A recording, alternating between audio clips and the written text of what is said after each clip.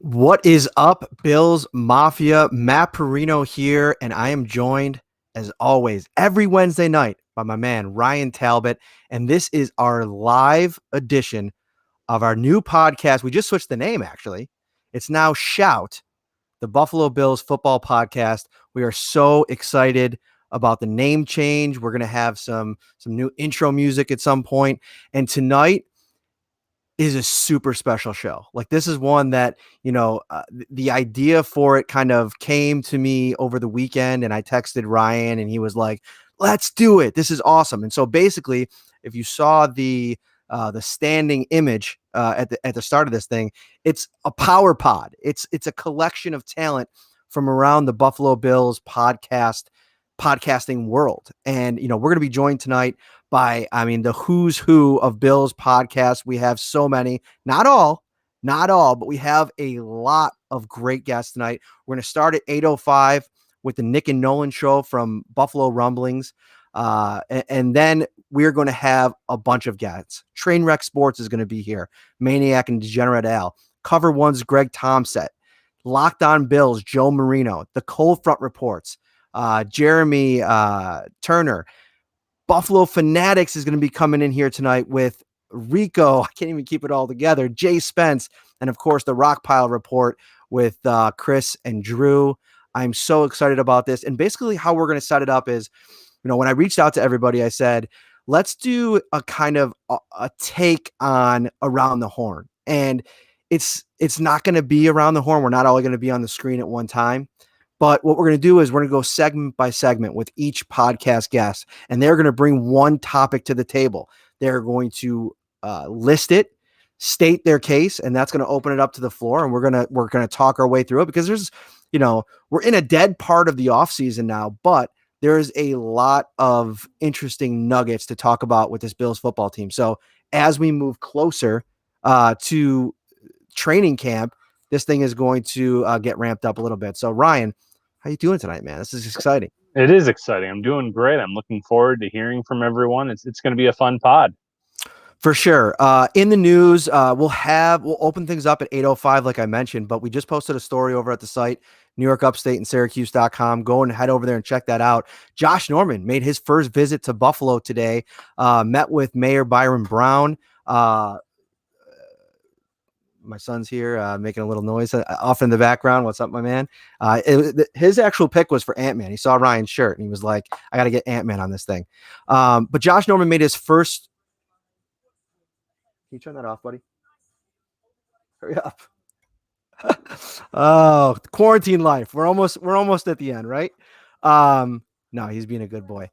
So Josh Norman made his first visit here to Buffalo, like I said, and Mayor Byron Brown was there, Buffalo police officers, people that have kind of been in the fight locally to maybe get some of the things changed in terms of, how Buffalo police, policy and how they operate. And Josh Norman was impressed with what he saw here in Buffalo today. The willingness of the community, and the government to get together and start a dialogue and start a communication. And Byron Brown, he enlisted it already, or instituted already, a bunch of new policies. Trying to make it easier for body cam footage to be available to the public. Changing the rules so that lower tier offenses aren't the immediate arrests or those kind of like, those escalating situations in terms of stopping, potential criminals when, like we've seen over and over again, some bad apples, have a tendency to, create a very bad situation for a lot of people. And we don't want that. Nobody wants that. And what I thought today, well, I shouldn't say nobody wants that, but most people don't want that. And we need to hear from those people. And I thought Josh Norman was absolutely outstanding today. And I don't know if you were able to watch any of the videos, Ryan, or check out the story, but he made an unbelievable first impression. Yeah, I agree with that. And someone else said that too, that works for the Bills. At 13 years, they've been covering this, thousands of athletes, and it's the best first impression they've seen. And I agree with that. What comes in, he was so well spoken. Same with Demario Davis of the Saints. They came in They presented their message extremely well. I'm looking forward to getting to know Josh a lot more this year as well, and hopefully he kind of turns things around here in Buffalo on the field, because I'd like to get him to know him a lot more off the field. All right, what is up, everybody that is just getting into the chat? We are so excited to have you here tonight. This is going to be a bang type of show. We are in about a minute here. We're going to get Nick Bat and Bruce exclusive from the Nick and Nolan show. They're going to come in here, present their debate topic, and then we're going to be off to the races. What stood out to you most, Ryan, about what we've seen from the other podcasters ahead of this episode? Oh, just that they obviously do their homework every episode too. Just the way they came in. You said you were sent a spreadsheet with information. They had their topics ready to go very quickly, so we had time to look over what they wanted to talk about. So, if you're doing a podcast, if you're writing, if you're covering this team in any capacity, you have to do your due diligence. And everyone here obviously does their homework on a daily basis, because these are great topics that we're going to be discussing tonight. Yes, and if you haven't already, shout the Buffalo Bills football podcast on all of your podcast platforms, Google, Spotify, Apple, all of them, wherever you get your pods. I think we're on most of them now. Hit that subscribe button, as I hope you have done already on our YouTube channel, where we're going to have this live show every week. And please rate, review, subscribe. Look at this guy. We got our first guest in here, and hopefully get Nick shortly. Bruce exclusive from the Nick and Nolan show. My man, what's up? I'm rocking and rolling, man. How about yourself?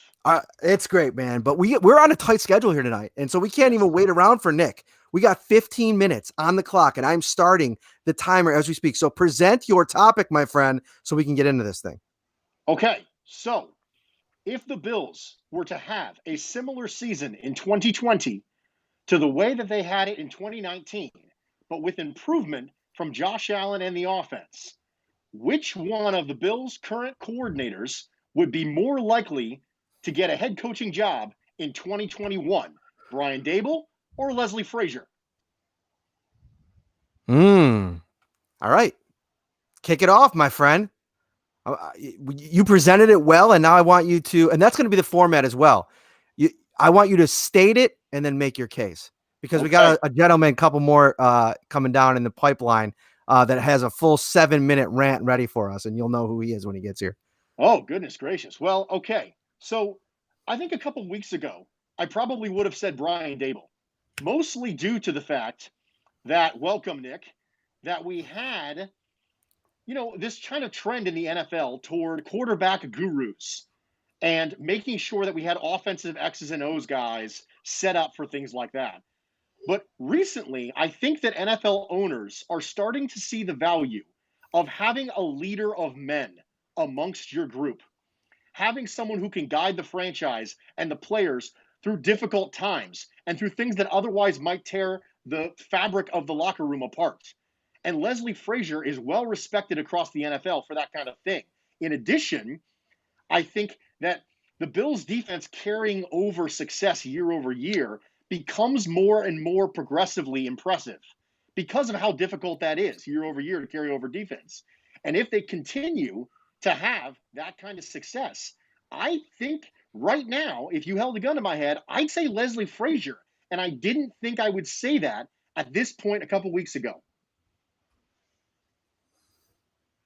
So let me start here in that I think that the ability for Brian Daboll to get a head coaching job is very closely associated with the kind of success jump of this offense this year. And to be honest with you, as high as I am on Brian Daboll, I was kind of surprised to see a few,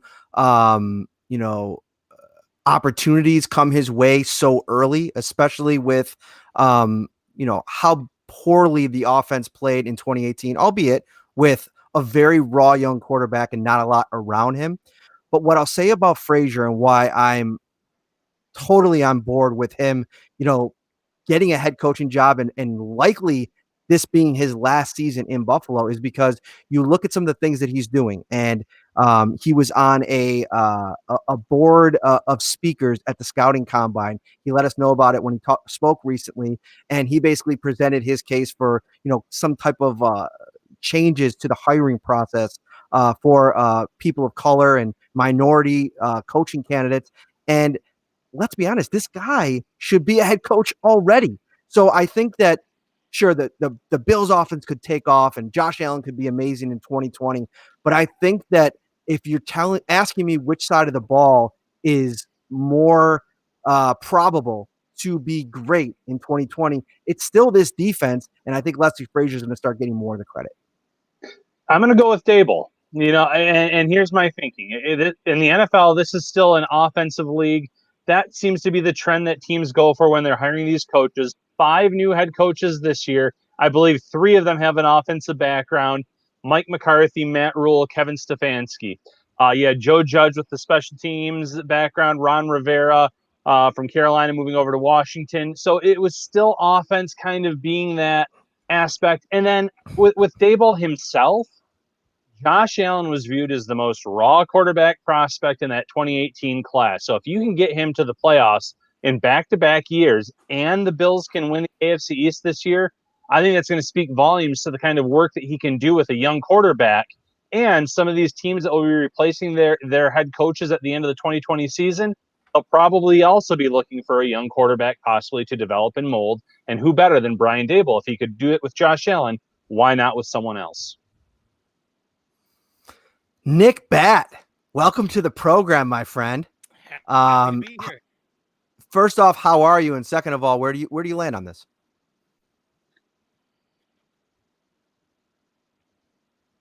I'm well. Thank you much for asking. And I will also say Brian Dable. I think that Leslie Frazier is insanely qualified. Leslie Frazier is a person who strikes me as ticking the box as a leader of men, right? That's something that people talk about all the time.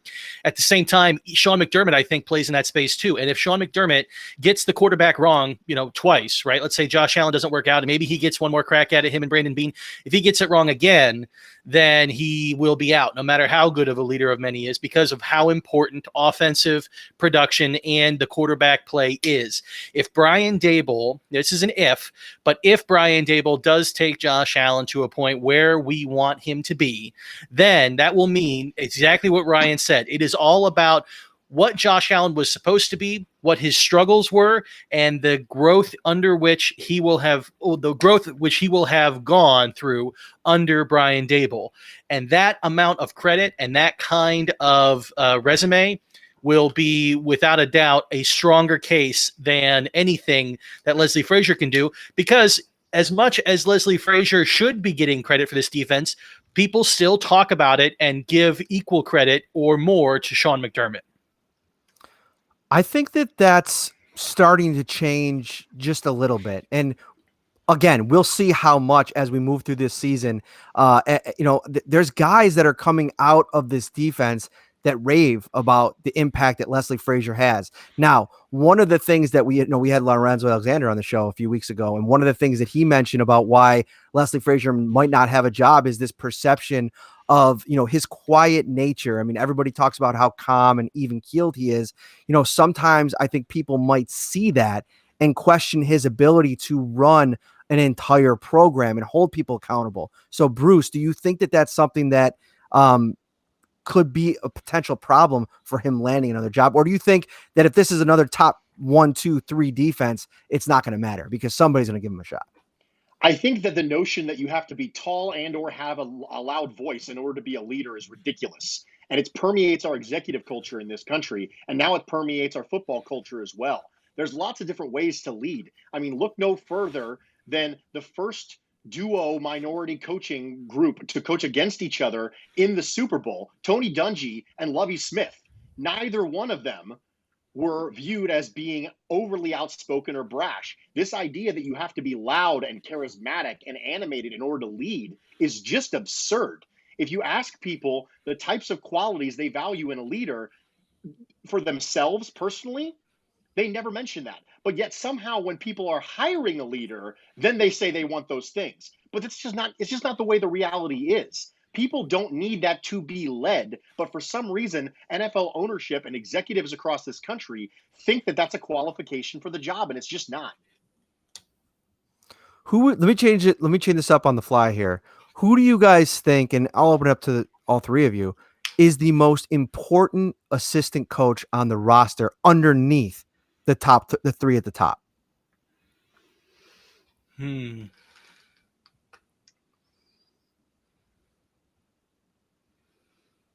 Bobby Babich, maybe. Really? Senior or junior? Linebackers coach, Bob Babich, right? Uh-huh. Yeah, I would probably guess him just because I think that he has done he's had a lot of responsibility to bring two young guys along in Matt Milano and Trey Edmonds, and where Edmonds is in his development right now. I think that would be there. Bobby Johnson's a really good one though too. Yeah, maybe, I don't know, between those two for me. See, and I had it between Bobby Johnson and Eric Washington. I'm going to go with Washington because you have some young pieces on that defensive line, and Ed Oliver and AJ Epineza, who are going to have to be that wave of the future, so to speak, on that defensive line, because they have some other older pieces or some pieces that will be coming off the books sooner rather than later. So I think getting those younger players that are supposed to be cornerstone players on this defense in the near future up to speed is going to be a major responsibility for Eric Washington. I'm going to say Ken Dorsey. I'm surprised nobody said it before me, but given the fact that it was, something where, Josh Allen comes into the league with a glorified wide receivers coach as his quarterbacks coach in David Culley, and having a real quarterbacks coach when you have a rookie quarterback who you're trying to figure out if they're the guy and develop them on a rookie deal, I think is just kind of by default the most important assistant coach, just because you can't rely entirely on Brian Daboll for that. As much as Josh Allen talks about the benefit that he got from his personal trainer, with Jordan Palmer, and also from getting Brian Daboll, there's this middleman, which is the one who's in his ear. I mean, one of the reasons why Daboll felt comfortable going up to the booth was because he had Dorsey looking Josh Allen in the eyes on the sideline every time he came off the field. I think that's important. My first inclination was to go to Bobby Johnson, and when Ryan mentioned him, or maybe it was Nick, my eyes went up a little bit, because I think that this offensive line has to be better this year, and I think that the fact that they didn't do much to alter the roster at any of the positions on the offensive line leads me to Bobby Johnson in terms of, okay, you did a really nice job in year one. You got a lot out of, at certain positions, very little in terms of expectation. Guys like John Feliciano and Quentin Spain, maybe the most plugged in of guys or gals, were expecting, some type of production out of those guys. But I think for most of us going into last season, there wasn't some big expectation on John Feliciano to start 16 games and have a significant role. So I think that Bobby Johnson in year two has to step things up even more. But I will agree with Bruce, and I will say Ken Dorsey, because I think year one for him was stepping into something that was already kind of established. I would love to get him in a room and ask him about what the early stages of things were like in Carolina, and I hope to do that this year. But I felt like, he came into, a regime that was already a couple years in. Daboll in his second year, the offense was already kind of established. And I think it took him a little time to get comfortable. And now with all of these other guys in the room, whether it be Matt Barkley or what we've recently learned about Davis Webb, there's so many resources for Josh Allen right now. And I think Ken Dorsey has to be one of those.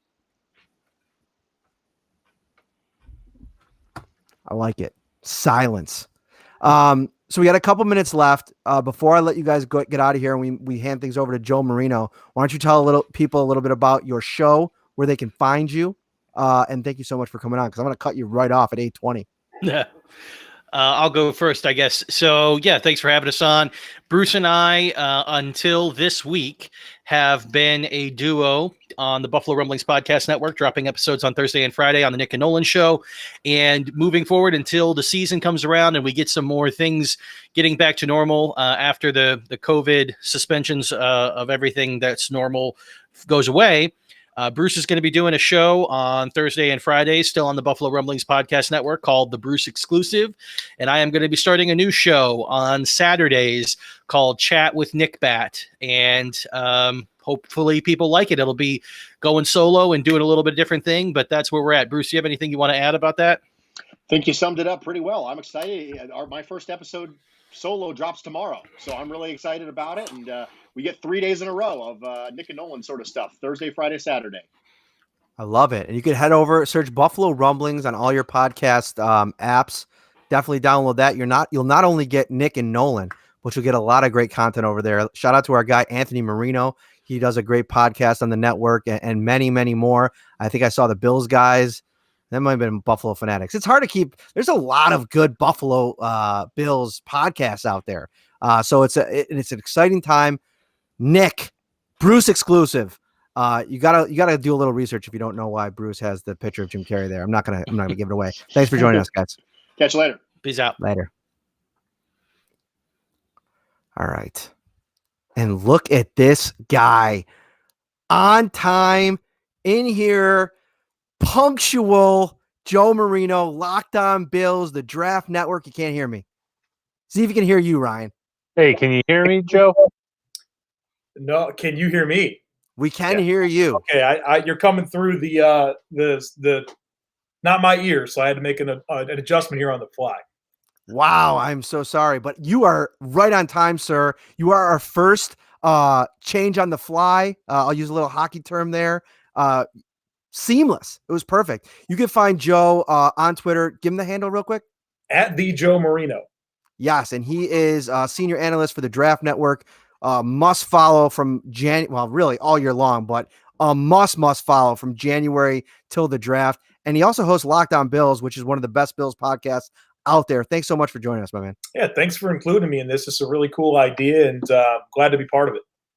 All right, so hit us with your topic, and then give your argument, if you will, your opening argument.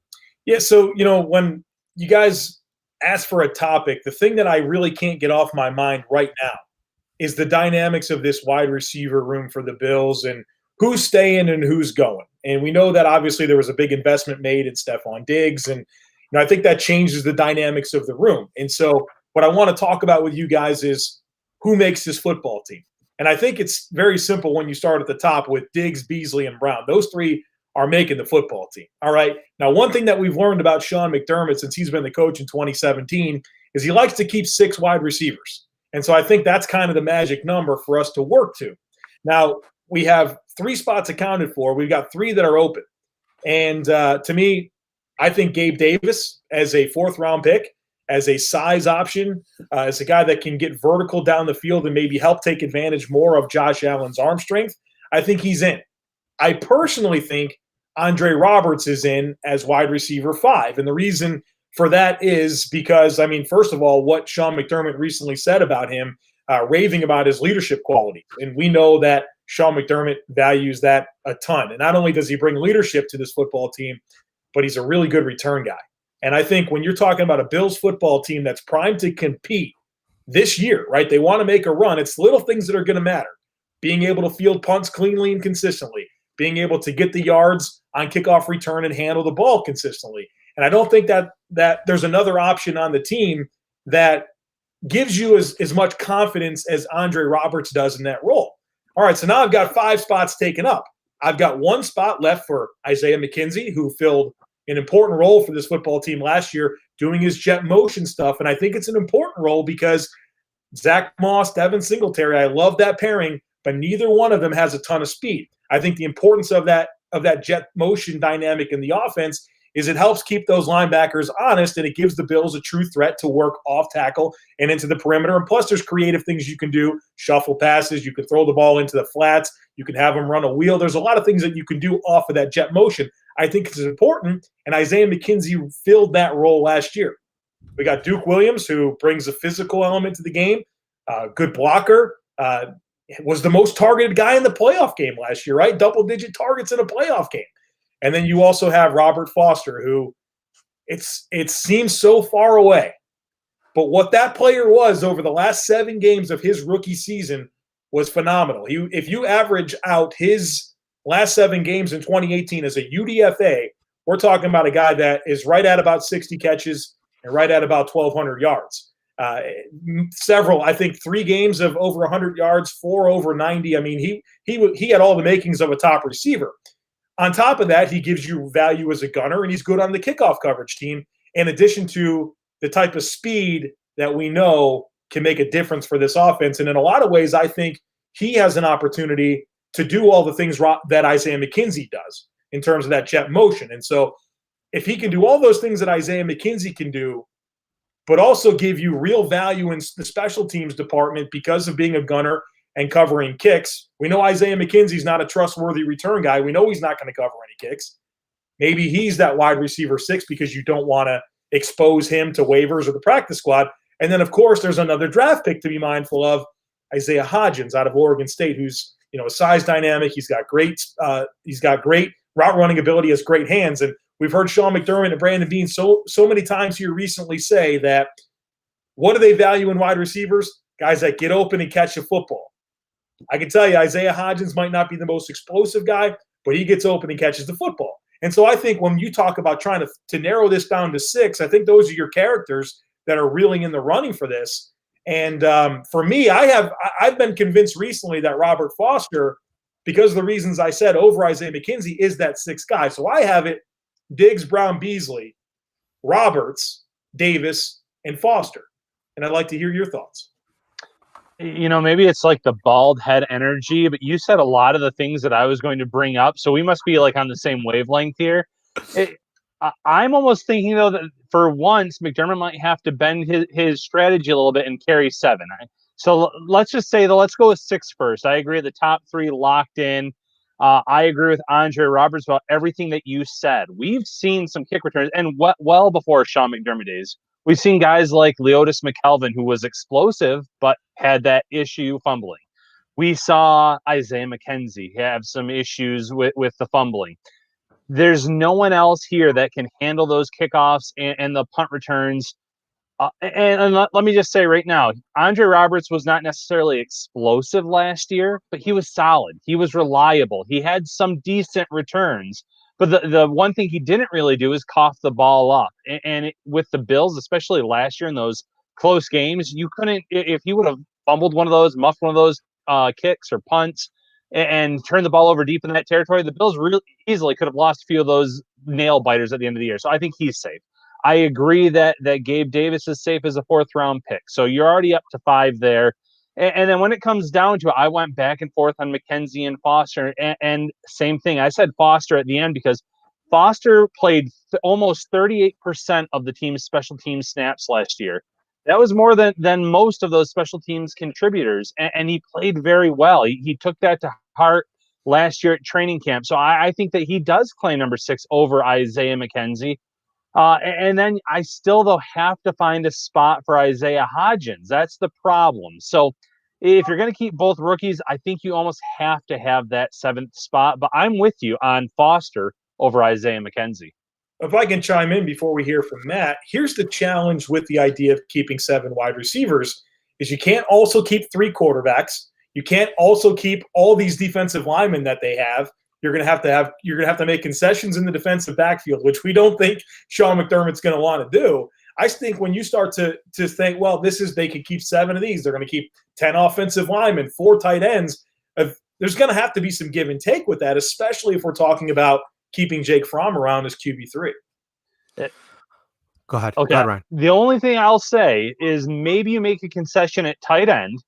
You keep Dawson Knox, Tommy Sweeney, and Tyler Kroft.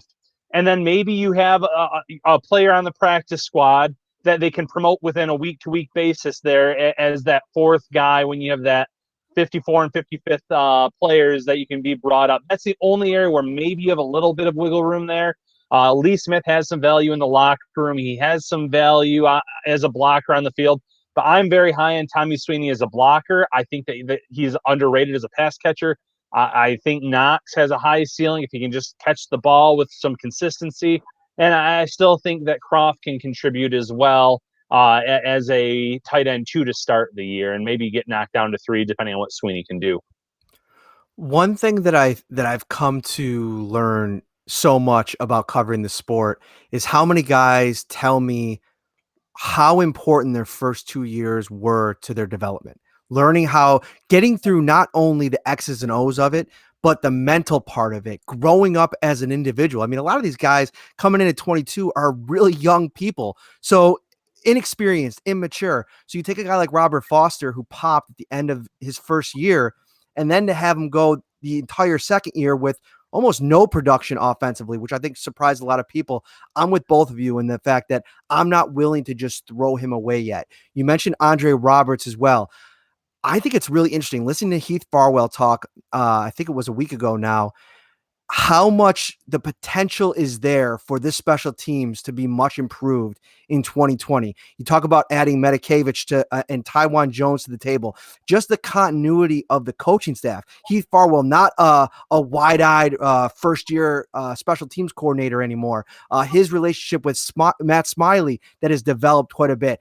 And Lorenzo Alexander still kind of zooming into these meetings. I think Andre Roberts, you bring him back, you get him in a more experienced special teams unit, and I think good things can happen. So I think he's definitely in the mix. I think Isaiah Hodgins and Gabe Davis, there's the potential for them to be competing against each other. And I know people are like, how are they going to draft Gabe Davis in the 4th round and then cut him? I don't think it's necessarily going to be happen that way. But what I think we could see play out is there could your time's not up yet, Joe. What I think we could see play out is, those two kind of have it out in camp. Foster, Duke Williams, Isaiah McKenzie, they all have it out.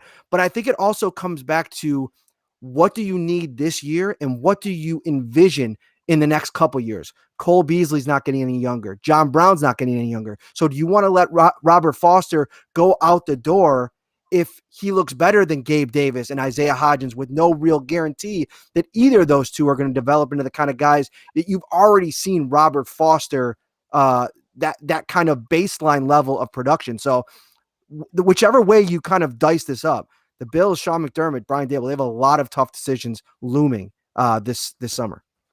Matt, I get a lot of great questions from Bills Mafia, and the one that I feel the most uncomfortable asking that I'm going to pin right on you as somebody who has a lot of time around this football team is, what the hell happened to Robert Foster last year? We talked about already what he did in 2018. It's hard to really piece this together and understand the production that he did have. And then to catch 3 passes last year, and I think he was targeted 18 times. I mean, a very poor catch percentage. What would you give as the answer to what happened with Robert Foster in 2019? It's twofold. It is what I've come to, at least think. First of all, if you go back to his rookie season and kind of the mental hoops he had to jump through within himself. I mean, he was cut, if you remember, before he went on that really nice run. I think that he may have reached a certain point after his rookie season where he said, all right, I figured it out. And then he got to year 2. They brought in reinforcements, and he had to build himself into a tougher version of Robert Foster. And that did not happen in his sophomore season. But I think that because of the talent he has, he could still look at that year and say, okay, I didn't do what I wanted to do, but I still have an opportunity in training camp this year. Learn from everything and kind of the trials and tribulations. I mean, it's easy. I don't want to say it's easy, but it's easier to perform the way that he did with the opportunity that he got as a rookie. I mean, not many undrafted free agents are going to get the kind of targets that he did. And it was just basically because there was a lot of inept talent around him. The second part of the thing with Robert Foster and what happened to him is I think he just got lost in the mix. And I think it was a little bit of uncertainty within the Bills, whether you want to say it's Sean McDermott or Brian Daboll, with what they wanted to do. I think that changed from week to week. And there was determined roles for John Brown and Cole Beasley. And at the end of the year, Devin Singletary and Dawson Knox. I never felt like there was that when Duke Williams was on the field or Robert Foster was on the field offensively. So I think that what the coaching staff has to do is learn from where things didn't work for some of these guys. And if they're going to be given opportunities in 2020, they have to set these guys up a little bit better for success. Makes sense. Good answer. Nothing to add there, Ryan? I think, I don't know if his confidence was shaken a little bit with John Brown too, because everything that Foster could do, Brown could do better. So maybe there's some confidence issues there. I can't really pinpoint it either. It's maybe the film on him too. I don't know, because he didn't get that many opportunities on the field. Like you said, only 18 targets, but defenses figure out players quickly. When he was put on the field in 2018, there wasn't much tape on him from college or obviously with the pros being an undrafted free agent. So that obviously could kind of creep up on opposing defenses as well. Well, this was an elite segment. Mr. Marino, thank you so much for joining us tonight, man. You are awesome. Let everybody know where they can find you, the podcast, your draft work, everything. At the Joe Marino on Twitter, Locked On Bills daily, every day. We're talking Bills Monday through Friday. You can find it on whatever podcast feed you like. And then, of course, all the written work and all my scouting work over at thedraftnetwork.com. Oh, and real quick, under a minute, who is the most high impact potential rookie on the Bills roster? Go. Zach Moss. It's Zach Moss. I think he's going to touch the ball 150 times. He's going to be a meaningful downhill back to complement Devin Singletary. I think Epinesa is going to play, but he's going to be a rotational player that I think will flash. But I think when we look back on the season, we'll say Zach Moss was the Bills rookie that made the most important impact. And I really like the dynamics of that backfield, not only from a skill set perspective, but because you have two backs on rookie deals that were picked in the third round for the next 3 seasons together. I think that's smart roster construction. I think that's a smart answer. Joe Marino, thank you so much, my friend. Have a great weekend. We'll talk to you soon. Thanks, guys. All right, we are chugging along here. 2 segments in. This has been great. What have you thought so far? This has been fun. Yeah, I really like that wide receiver discussion there in this last segment, and I kept blanking on the name for the practice squad. I think you'd have like a guy like Nate Becker on the practice squad at tight end that you could promote on a week-to-week basis, so that we only have to carry 3 tight ends rather than having 4 there, and it allows you to keep that 7th wide receiver. It's going to be interesting because, like he said, you might have to keep 3 quarterbacks this year after drafting Fromm. He's not going to be ready to take over the clipboard, so to speak, as quarterback 2. It's just going to be really interesting with the dynamics of this team in 2020. Quick question for all you guys that are watching. Let me know if you're watching this on your TV. I don't know if you'd be able to comment in the comment section, but DM me on Twitter or post on the comment once this goes live. I'd be interested to know what that experience is like, because we're trying to make this into more of a sit down in the living room and watch some Bills talk. And I'd like to hear if that experience is cool. Next up is going to be Greg Tompsett from Cover One. Everybody buckle in, get your seatbelt on, because I hear he's coming in with a nice little rant ready and raring to go with his topic. He's losing time here, though. He said he's coming in right at 8:35.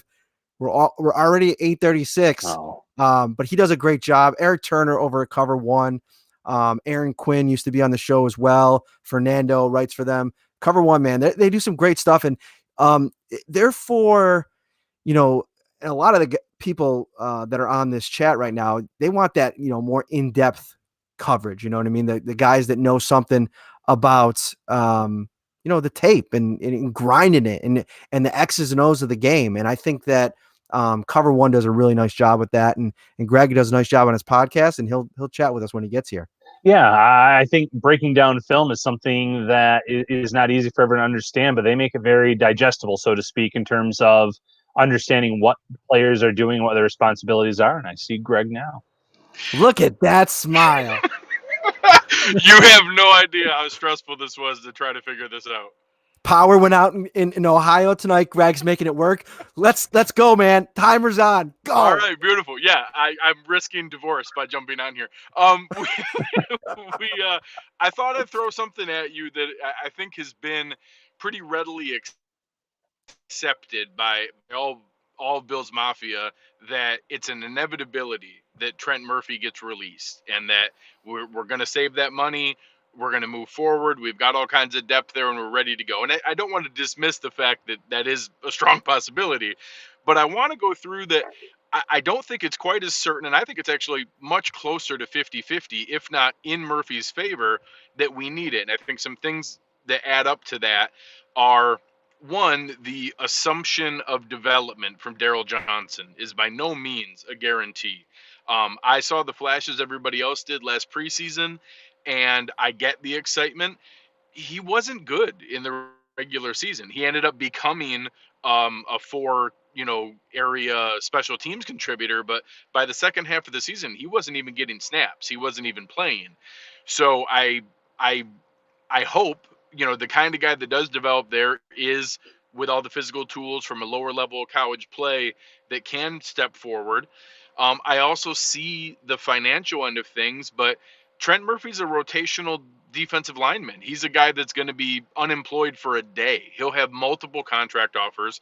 Yeah, would I feel better if we were paying him $4 or $5 million instead of $8 to $10 million?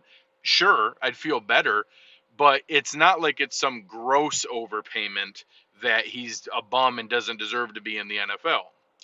I also think it's a sneaky situation where if Ed Oliver's DUI comes into play and is adjudicated quickly and becomes a 2020 situation, I think that all of a sudden now Quentin Jefferson's flexibility comes into play later on, but initially he's the 3 tech. I think that you end up with the situation where, are we ready for Harrison Phillips right off the bat? And all of the rotation we think we have that can work at defensive end, all of a sudden you might need Trent Murphy. So I think that there's a lot more scenarios where I could see Trent Murphy on the roster than the assumption by Bills Mafia that we're absolutely going to cut him and recoup that money. What do you guys think? I agree with that. We recently had Lorenzo Alexander on the show, and Lorenzo did a really nice job of breaking down Trent's importance to this team and to this roster. But, from an actual playing standpoint, look at the end of his 2019 season. He had a sack against Pittsburgh in that clinching game for the Bills to make the playoffs. He had 2 sacks against the Jets in the season finale, 2 sacks in the playoff game against the Houston Texans. So 5 sacks in a matter of 4 games is nothing to sneeze at. It's production. It's what we've been waiting for. That first year, he was coming back from an injury. It took a little bit of time last year, but he really did flash at the end of the season. You mentioned a lot of players, Darryl Johnson, Quentin Jefferson, even AJ Epineza. We're not probably going to see him make the type of impact that a second-round pick normally would because of all this offseason being so short, being so limited.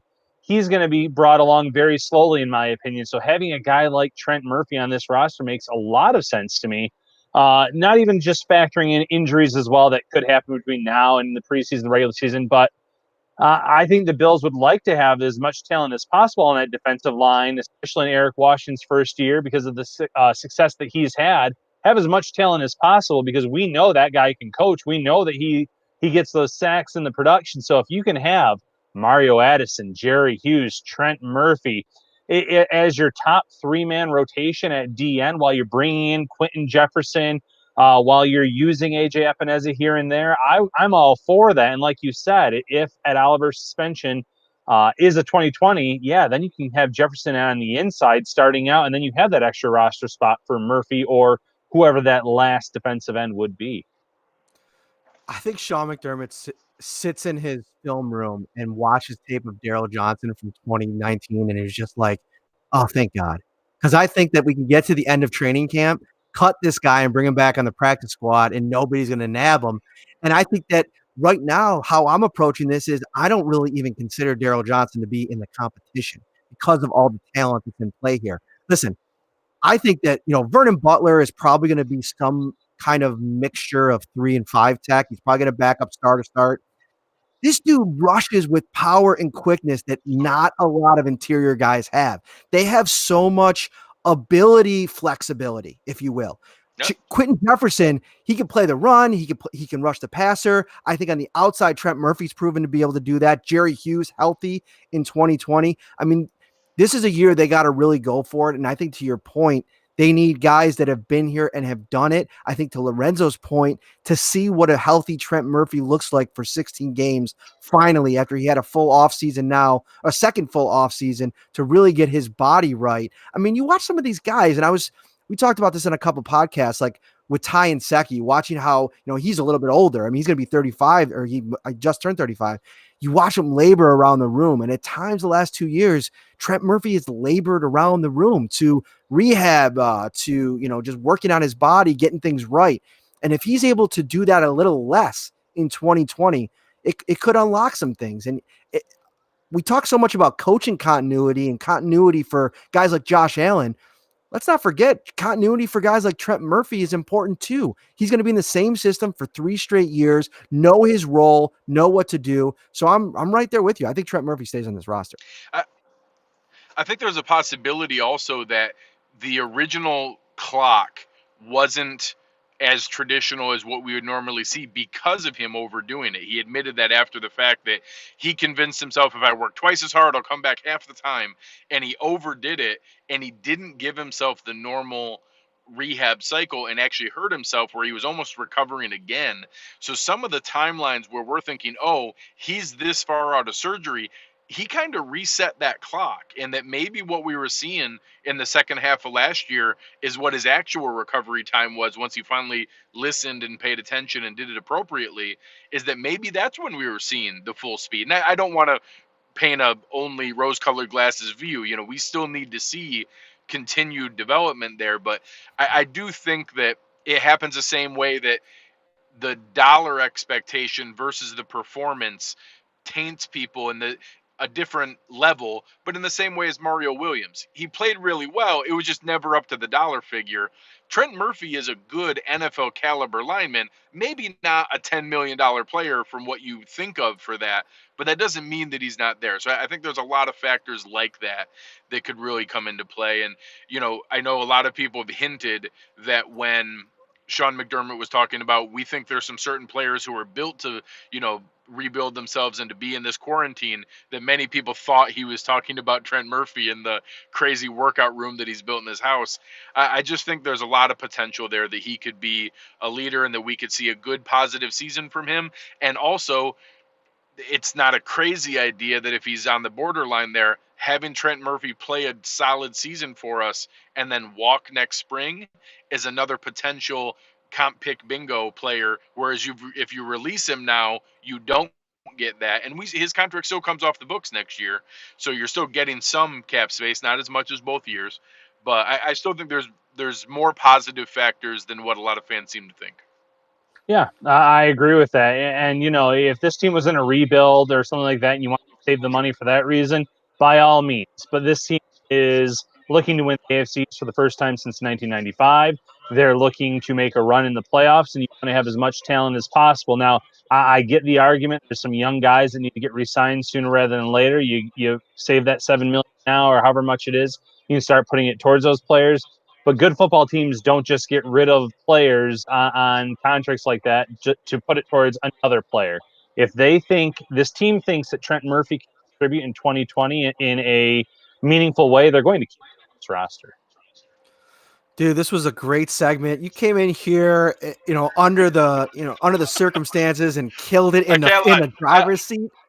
I was a little stressed. I can't lie. Yeah, listen, that's what we do. That's what we want to do on a Wednesday night, is stress you out. So I'm so thankful for you coming on.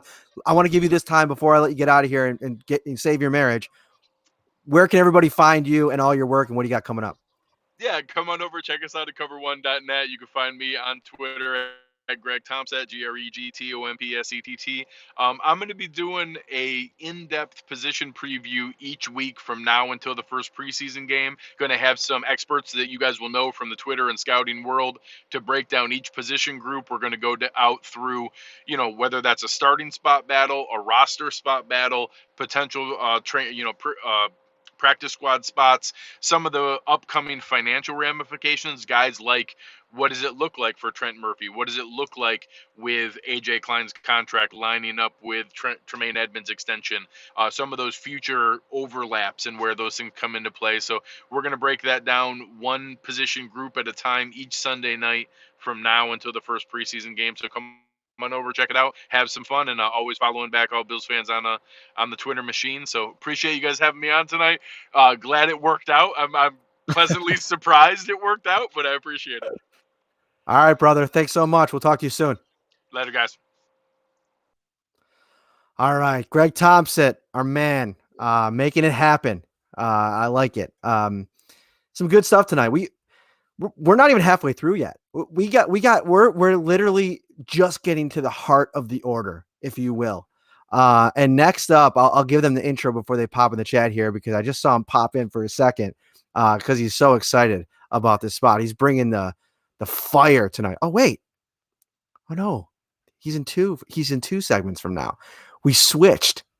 One of these guys has a new baby, Mr. Drew Gear from Rockpile Report. He's got a new baby, so we bumped them up to the 8:50 slot. They're gonna get in here. He sent me a spreadsheet like an hour before we were taping. My son was crying. He cut himself. I was out on this new trampoline today. I don't know if you noticed that early on in the show. He was trying to communicate with me, and I was trying to podcast, but I didn't get to see the spreadsheet, alas. So Drew's going to get in here, deliver the goods on all the effort that he put into this thing. And here he is now. I'm so excited. We gave you the intro already, boys. Drew and Chris, the Rockpile Report. I feel like I wish I had some kind of cool hardcore music to intro you guys in. Well, first I want to say I appreciate Chris with the little hairs. I like that. I like the playing with the hair a little bit. Yeah. I know Drew was not a fan based on that promo. Yeah, my blonde hair. Everybody loves it. Platinum, isn't it? Your mother doesn't count, Chris. So wait a second. I thought you were going platinum. Yeah, this is platinum. Oh, yeah, that's what I thought. Platinum. All right, I love it. Leave it to the other hair guy here to question his hair. Matt Marino, second best hair in Buffalo. Look at that fade. Yeah. Feeling good. All right, I don't want to waste your time. You got 15 minutes. Deliver the topic, your opening argument, and we'll be off to the races. And I did not read your spreadsheet because I was parenting, which you'll learn a little bit more about in a couple months. Oh, dude, I'm already hit us with it. You're already there. Here's what we're working with. Everybody who's got your hopes up about Buffalo Bills rookies this year needs to pump the brakes. Twofold. One, the coronavirus has seriously truncated the offseason enough so that Matt Marino asked a question during Sean McDermott's 1-hour Zoom meeting about his expectation about rookies and about how he thought that this truncated offseason might affect them. And he was somewhat bearish on their ability to contribute. He pointed to them not acclimating to team, knowing the systems, knowing where they're supposed to be, understanding the playbook. And then you got to look at what Sean McDermott is as a head coach and what he's done to other rookies who have come along over the years. What you've seen is a head coach who has gone out of his way to throttle back rookies until they force their way onto the football field. And would either one of you argue with me that he does seem to go out of his way to make these players earn it? No, I think that's fair. Yeah, I think in his first season, he was forced to play guys more than he wanted to. You know, Trey White, obviously, I think was talented enough to force his way, but there was no other cornerback one on that roster. Matt Milano was kind of forced onto the field as a rookie because there wasn't that talent there. But besides those two, no, I agree. He makes them earn it, and he'll even pull you, like we saw with Ed Oliver last year, in terms of snap counts for a few weeks if he doesn't think that you are producing with what you should be doing. I made a ridiculous chart that I gave to Chris, and he was like, where do you find the time to do this now that you're a father? I'm going to tweet it out at Rockpile Report just so you guys know I'm not talking out of my rear end when I say this, but I've analyzed the snap counts of all Bills rookies that have played under Sean McDermott from 2017 to now. When you look at weeks 1 through 8, and then compare them to weeks 9 through 17 and look at the change in the number of snaps that they've taken and how their presence has kind of grown, what you see is a team that on the offensive side of the football absolutely forces their play. They slow play these guys. Perfect example, Devin Singletary. Okay. He had 170 snaps weeks 1 through 8 last year. Now, some of that was because of injury, but he only got 40 touches. Weeks 9 through 17, 360 snaps and 111 touches. That's a percent change of 111%. That's incredible. What he did was he literally said, and for people who say maybe it came down to effectiveness, week 1 against the New York Jets, he had 4 carries for 70 yards. That's 17 and a half yards per carry. If you're an NFL head coach who is a running back who's getting 17 and a half yards per carry, you'd be a lunatic to put him on the bench. And that's exactly what Sean McDermott did, because he's like, look, I saw you blow an assignment. You're not there in pass protection. I don't trust you. You're going to make me believe in you as a 3-down back before I'm willing to give you 20 carries, 17, 18, 19, as most of the starting NFL running backs do. And to Ryan's point, you want to talk about guys that he's had to start. There's only been 4 of them. 4 players who as rookies saw significant snaps, and most of it was because of need. Trey White, Josh Allen. Those are the 2 that stick out. And Zay Jones is the other one. They saw significant snaps, more than 70. Those are the only 4 players to see more than 70 snaps as a rookie, percent of their snap share at the position as a rookie. And you could argue, who's more talented, Matt? Who's more talented than Trey Edmonds for middle linebacker in 2018 on this Bills roster? No one. No one. So he had to play him. To your point, Ryan, Trey White, there was no CB1 on this roster, so of course Trey White would go out there and play 98.7% of the snaps at cornerback. But then you look at Matt Milano. I will never get over the fact that Ramon Humber, 40-year-old Ramon Humber, stole snaps all the first half of the year until the Raiders game. When Matt Milano, week 7? Yeah. Finally got the starting job. He only played, I think in that first half, he only played 180 snaps, and he almost doubled that in that second half of the season. But when you look at the trajectory of Milano from rookie to where he is now there's concern amongst Bills fans that we might not be able to retain him because he's so good that on the free agent market, he might drive a high dollar. Some of that goes to McDermott's approach.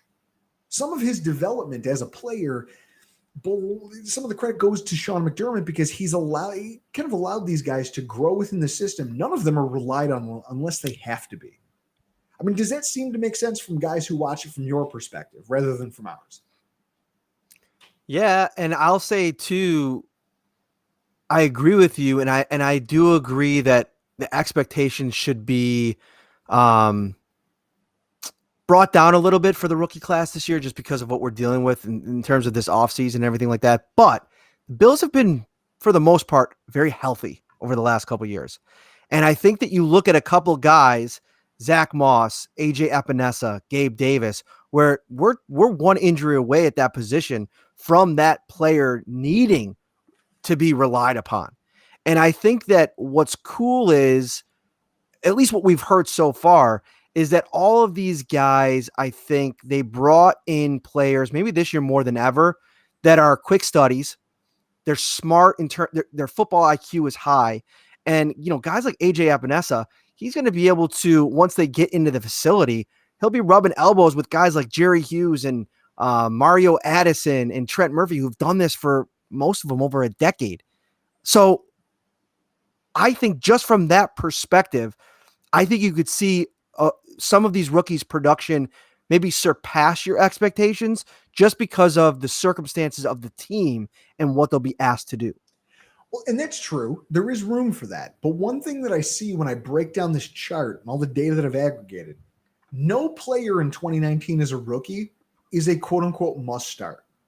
Think about that for a second. Josh Allen was drafted, and I think the plan was to have him ride pine in 2018 until absolutely necessary. Absolutely necessary came halfway through the first quarter of the first game. Okay? When you look at guys like Zay Jones, they desperately needed a wide receiver because Robert Foster left in free agency. The guys who they've relied on early and often as rookies, it was more out of need. And it's telling that last year, no rookie got that treatment. No rookie had to start. And now that you're talking about a team that's deeper than the one we fielded last year, they found guys like your Mario Addisons. They have guys like your Trent Murphys. Quentin Jefferson, who hasn't been coached by McDermott and McBean hasn't had him, but you're talking about who's the guy that Dan Morgan. He said he came here because of his relationship with Dan Morgan and he believes in what the Bills are doing here. And he's a pro already. The guy has already proven that he can play at an NFL level. with the makeup of the team as we head into 2020, there is no rookie that's a must start this year. And so with that said, I think it affects, out of all the players, Gabe Davis, Isaiah Hodgins, Zach Moss. I think Zach Moss is probably the most impacted by this. What do you think some realistic expectations for these rookies could be then, guys? I mean, if we're talking about a Devin Singletary who last year had strong performances. We got a minute. We got a minute to go. So he hit it, reached Ryan. 1,000 yards. If he was allowed to touch the rock more often, he probably would have had 1,000, and people would be talking about him all around the country. What do you think is reasonable for Zach Moss in 2020? I think they're going to bring him along just like they did Singletary last year. I know last year it was a lot to do with Frank Gore and how much they appreciated his leadership and on-field play. But I think you ease him in to make sure he can handle the blitz pickups. He can handle his responsibilities. But by the end of the season, I wouldn't be shocked if the two players, Singletary and Moss, are almost in a split in terms of the second half of the season in terms of carries. In terms of most impactful rookie, it might actually be the kicker, Tyler Bass. If he wins this job, he could have the biggest impact by the end of the year in terms of possibly helping the Bills win some of these games and maybe winning the division for the first time since 1995. We have 5 minutes. I lied. I was just speed talking for no reason. Well, can I then just give a quick shout out to Ramon Humber because I feel a little bit bad after all that slander. Hopefully, he doesn't listen to the pod. Ramon Humber is old. He's old. He needed to get out of here before he was even signed. It's infuriating to me. But so when you look at that, and then you look at the work that the Bills did on the wide receiver front, I mean, these rookies are going to really have to scrap to even see the field. Right now, we're fielding a trio of wide receivers that any team would kill to have. I mean, there's few teams in the NFL that wouldn't want what we're going to be fielding from a 1 through 3 on our depth chart. And I think at 4 or 5, you're going to keep Robert Foster for his ability on special teams. And that's it. So there's 4 receivers, and are you going to carry 6 receivers? And that's the funny thing is when you look at guys like Robert Foster over the course of he played a lot of 2018. He just didn't get any snaps. I mean, I think he only had 100 through the first 8 weeks.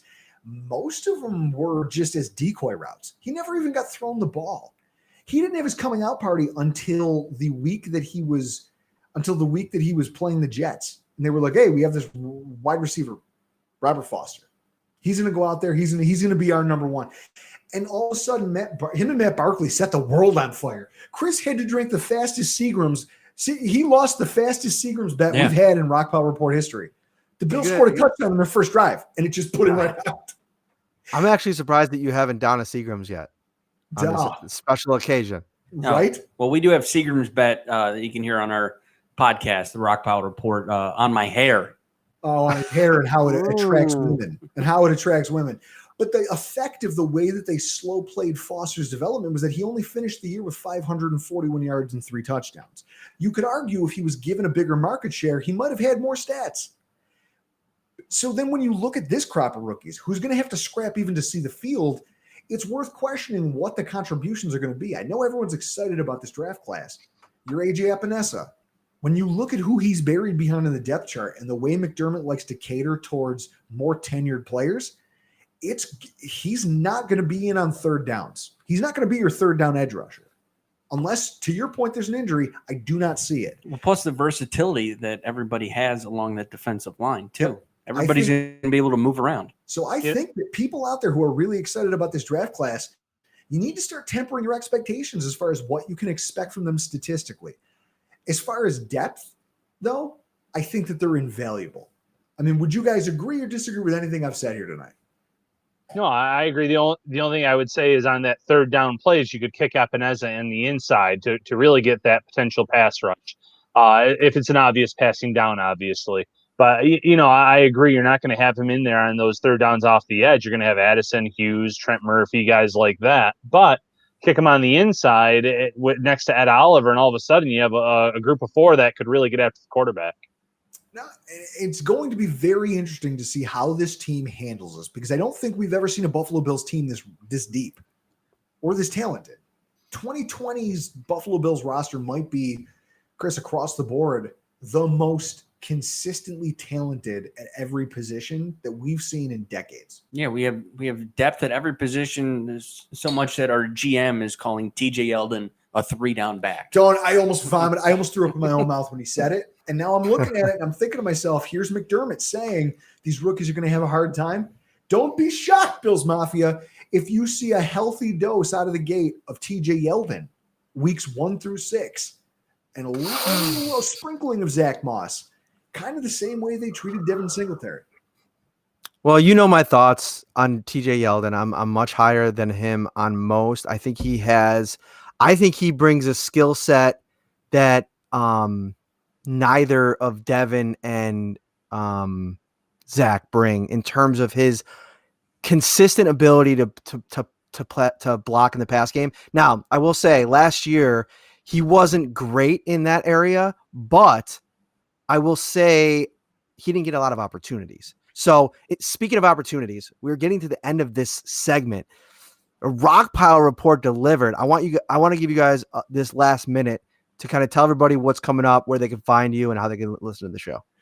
You can find us on any of your podcatching apps, Stitcher, Apple, Spotify, the whole nine.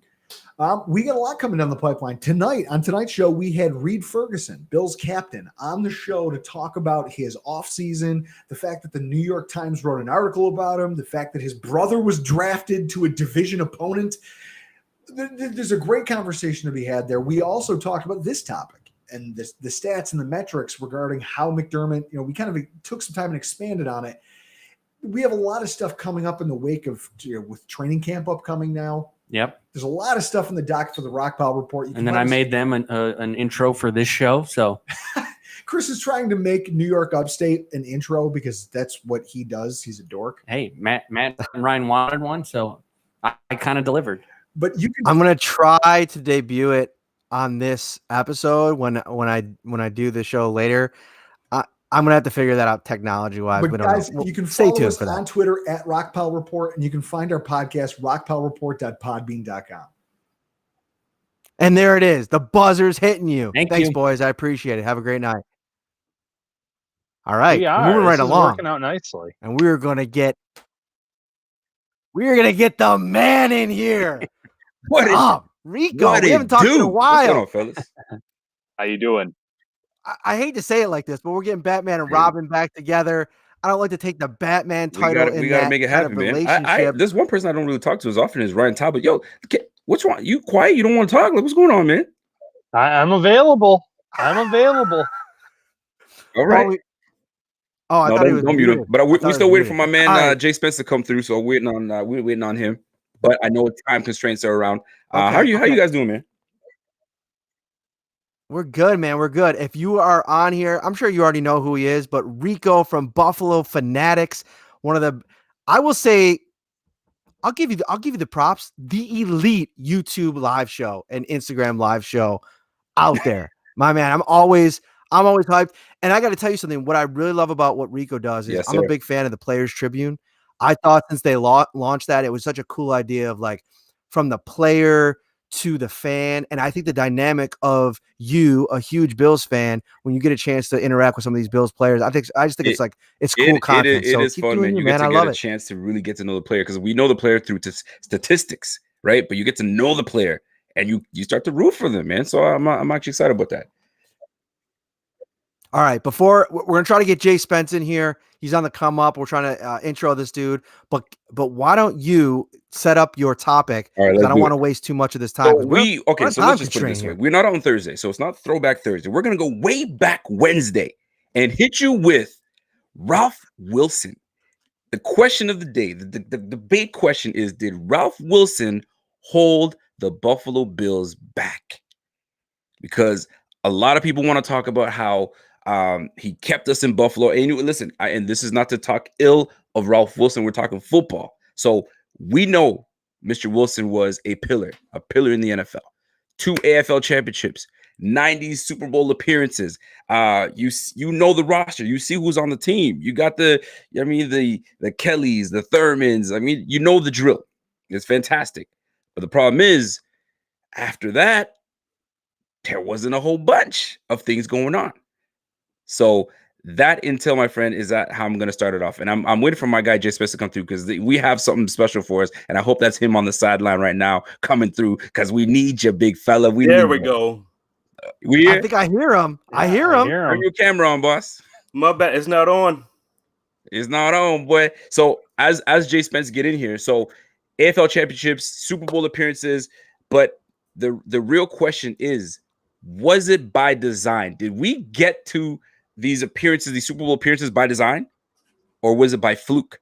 And this is where my man Jay Spence comes in, and they can still hear you, Jay Spence. They may not see you, but they can still hear you. I guess I'm having some technical difficulties. That's why I was a little late here. But, well, first, guys, nice to talk to you, Matt and Brian. It's good to see you guys. I know you can't see me. But listen, we definitely looked into this thing, man. I hate to say it that way. But Bill Polian, he actually, we lucked into him. He was with the Chicago Blitz back in '84. And actually, he was on One Bills Live not too long ago talking about it, about how, he was kind of recruited by Don Lawrence, who was the defensive coordinator at the time. And, they just hired a pro personnel director. He ended up having an injury, so he couldn't work. So they were looking to replace him. And, they ended up talking to him about it. It wasn't even he wasn't even the first choice, so he ends up coming in, completely changes the culture. He's completely, he takes the team in a completely different direction. He's getting talented players. He's getting guys that we, under normal circumstances, we wouldn't have gotten. And then there's even a part in the actual interview that Bill just talks about. He talks about the talent level that we had as opposed to what he was looking at. It's just, we hate to say this as Bills fans because obviously we are loyal to the team. We're loyal to the city. We're loyal to Ralph. But I don't know, man. He held us back. Okay. So that being said, my man Jay Spence comes through with it. I got an analogy for you. Everybody knows that Rico comes with these analogies. So here's the analogy for you fellas, okay? Picture the Bills. Picture the Bills in a gated community. The Bills are the new team in the gated community. That's Ralph Wilson back in the day, AFL, right? Bringing things together. Pillar in the NFL, gated community. All the houses are all the same. And as the years go on, all these other houses start upgrading. New everything, right? Kitchen counters, bathrooms done, the lawn is manicured. Here comes Ralph giving you a push mower. Everybody's got a ride-on lawnmower. What is the problem with that? Why? Because he's penny pinching. You can't penny pinch when you're in a gated community, man. Everybody's got to keep up. But my man Ralph wasn't about that. If we could stay and do the minimal things, but stay afloat, we should be okay. Yeah, that's a fact. And actually, so right now, my wife and I, we're in the process. We're looking for a house too, so I can kind of jump on that analogy. So right now, so we're looking for pools. Obviously, when we're building our house and everything. So when you're talking about all this other stuff, upgrading houses and all of these new amenities, you can obviously go the route to have it put in when it's built. You can go in and have something upgraded, have it come in later, or you can go the cheap route. Just go to Walmart and get one of those, the ones you plug in and blow up. You blow the pool up and fill it up every day you want to get in. Listen, Ralph Wilson, he was pretty much just going to Walmart, man. He was going to Walmart on us. Going to Walmart, getting you a little inflated pool when all these other guys are giving you guys in-ground pool. So when you bring in talent like Derek Dockery, paying him big money for what? When you draft in JP Lossman coming back into the first round for JP Lossman, for what? This is what I'm talking about. When you put people in charge to do those things, it doesn't work out. You're holding us back right now. I got to jump into this. Way back when, O.J. Simpson. We all know the great O.J. Simpson, right? Now, the player. Let's not talk about the extracurricular stuff. The player, right? Workhorse. It was to the point where OJ's agent was like, "Hey, we have a player that you guys can bring to your team, and he will bring you championships." You want to know what Ralph Wilson said? And I'm paraphrasing here. If he comes here and brings me championships, that means I got to pay other players to give them raises because the more talent and the better we do, I got to pay up. So he was all about staying mediocre, not having to pay to get big talent and win games. And you saw all of 2000s. We were trash, straight trash. Furthermore, gentlemen, because I know we're on time constraints here. Furthermore, when you have an owner that doesn't want to pay up, and then he brings in talent, and I say this lightly, talent like Dick Duran, Mike Malarkey, Chan Gailey, right? Donahue as GM. Get out of here with that trash, man. You want to win games, you got to put people in position. We got lucky with Polian. We got lucky. If we didn't have Polian, we would not have the team that we have right now. So I say this to close off. Gentlemen, did Ralph Wilson hold this Bills team back? Were we destined for way more? Was he just bamboozling us to bring us guys like Terrell Owens? You know what I mean? To make it a bit of a flash, to bring in the butts in the seats? Or was this guy the right guy for the job and he kept us in Buffalo? What do you guys think? It's a tough. It's you guys both made a great case, by the way. Let me start there. I don't think he necessarily did it intentionally to hold this team back. I just think he made some bad personnel moves. Now, mind you, after Polian left, they still had John Butler. John Butler was a very talented guy. A.J. Smith. And they ended up losing both of those. As then I know you mentioned Tom Donahoe, and obviously his tenure was a disaster.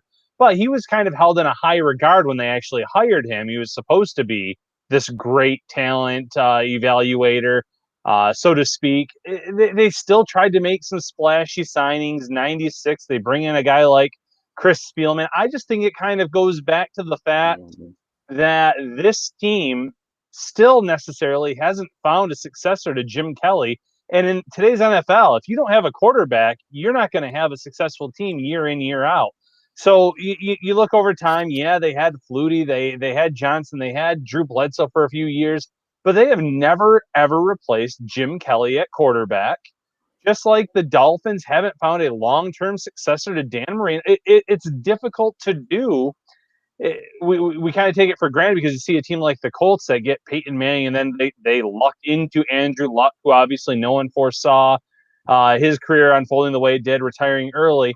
Some teams just kind of luck into that, but many teams have a lot of issues finding those quarterbacks that can be your franchise guy. And, my hope is that Josh Allen is that guy for this fan base because they've been waiting so long. And you have Brendan Beane and Sean McDermott who have built this team up and have them right where you want them to be as long as you have that quarterback that can hold water. But going back to Ralph, I just think that after those main Super Bowl teams, those players left, Kelly to retirement, and some of those other players, the salary started to get to be a little bit too much based on the production.